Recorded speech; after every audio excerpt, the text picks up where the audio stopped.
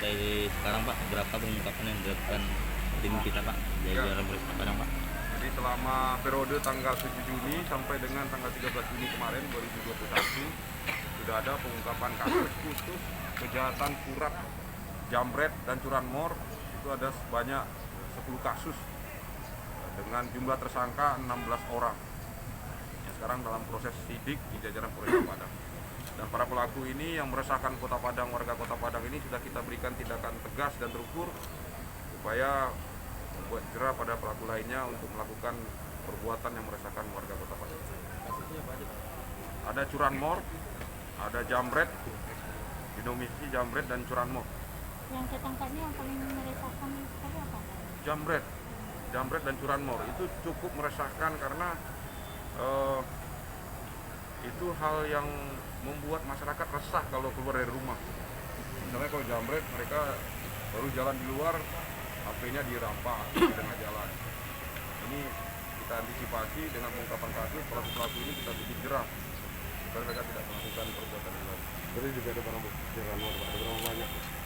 Motor yang diamankan sampai hari ini ada 6 kendaraan, dan kemudian ada 98 kendaraan yang sekarang dari tim yang kami bentuk dari jajaran Satlantas untuk mendatangin korban atau pemilik kendaraan yang menggunakan aplikasi barang bukti yang dibuat oleh Bapak Kapolda. Nah, paling banyak mereka bermainnya di lokasi ini. Mereka rata-rata bermain di tempat pasar ya, pemukiman masyarakat maupun di tempat kos-kosan, itu yang mereka jadikan sasaran. Kalau yang jambret, mereka mengintai, sifatnya mobiling.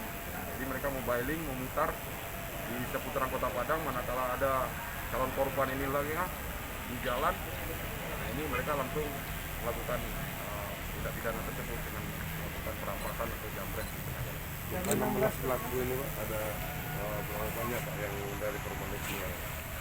Ini rata-rata mereka preman ya, karena tidak berbuat tindak pidana curanmor maupun jambret, mereka menjadi tukang pala, tukang pungli di tempat-tempat di daerah mereka berada. Apakah di parkiran, apakah nanti di tempat-tempat keramaian, kemudian nodong orang minta uang di tengah jalan, itu yang dilakukan oleh mereka. Ini termasuk 16 berapa yang residis? ada sekitar 9 orang, nggak salah tadi, 9 orang yang residis, yang sudah berulang kali masuk penjara, dan itu diulang lagi. Seluruhnya terancam pasal berapa? 363 KUHP. Hukumannya Pak? Ancaman hukumannya ada yang 7 tahun penjara. Kalau residivis berarti ada pertimbangan buat Itu nanti kita saran kepada Bapak Hakim.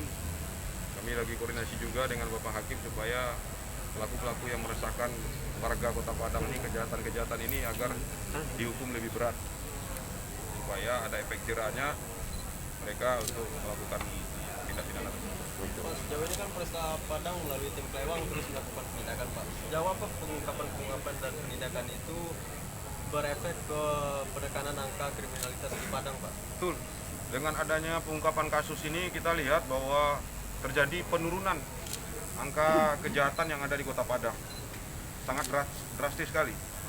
Bisa kita hitung kemarin hampir menurun sekitar 90% kejahatan itu dibandingkan bulan per bulan itu pada saat kejahatan pada saat mulai mau lebaran waktu itu kejahatan cukup drastis penurunan yang ada di Kota Padang terutama. Mungkin dengan tindakan pengungkapan kasus ini dan pelaku-pelakunya kita tangkap dan juga memberikan efek jerah kepada mereka, yang mana yang mereka melakukan perlawanan atau melarikan diri, itu membuat para pelaku lainnya untuk gentar untuk masuk ke Kota Padang ini. Berarti penurunan diambil dari data pelaporan ke polisi Pak? Iya, betul. Rata-rata berapa Pak biasanya kalau sebelum masa ini dalam sebulan ini Pak? Dalam sebulan itu bisa kita hitung 100-400 bisa kejahatan untuk jenis kejahatannya apa? yang 3C. Yang 3C. 3C itu bisa dulu sekitar tahun kemarin itu bisa 1 bulan itu kejahatan terjadi itu bisa 90 kasus, bisa 1 hari itu 3 atau 4 kasus terjadi di Kota Padang 1 hari. Sekarang alhamdulillah sangat drastis, mungkin dalam 1 minggu kejadian baru sekali. itu pun kadang-kadang pernah nggak ada kejadian untuk curanmor ya dengan jamret. Karena kita sudah buka hotline, nomor handphone tim Klewang itu dan jajaran Polresta dan juga 110. Kalau masyarakat menerima atau mengalami korban kejahatan, mereka bisa langsung memberitahu.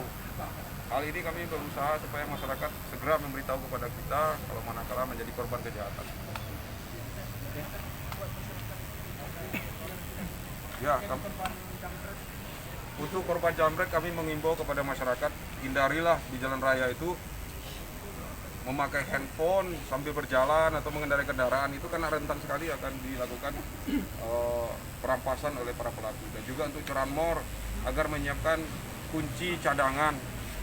Jadi kendaraan-kendaraan tertentu seperti Honda Beat gitu ya, Honda itu gampang sekali kuncinya dijebol dengan menggunakan kunci letter T. Jadi kalau bisa bikin kunci cadangan tambahan selain kunci yang diberikan oleh dari dealer, bikin lagi kunci satu lagi untuk mengamankan kendaraan, karena sistem keamanan kunci di beberapa jenis kendaraan itu sangat lemah sekali, bisa dijebol dengan menggunakan kunci letter T.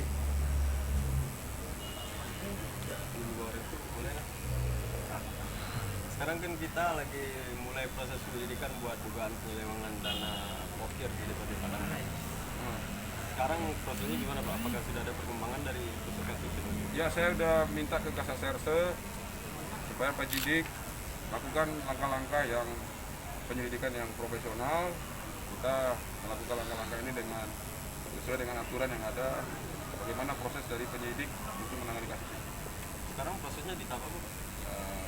Rencana mungkin akan ditingkatkan oleh penyidik, tapi menunggu nanti hasil gelar yang akan dilakukan oleh Kasat Serse dengan penyidiknya untuk proses lanjut terhadap perkara ini.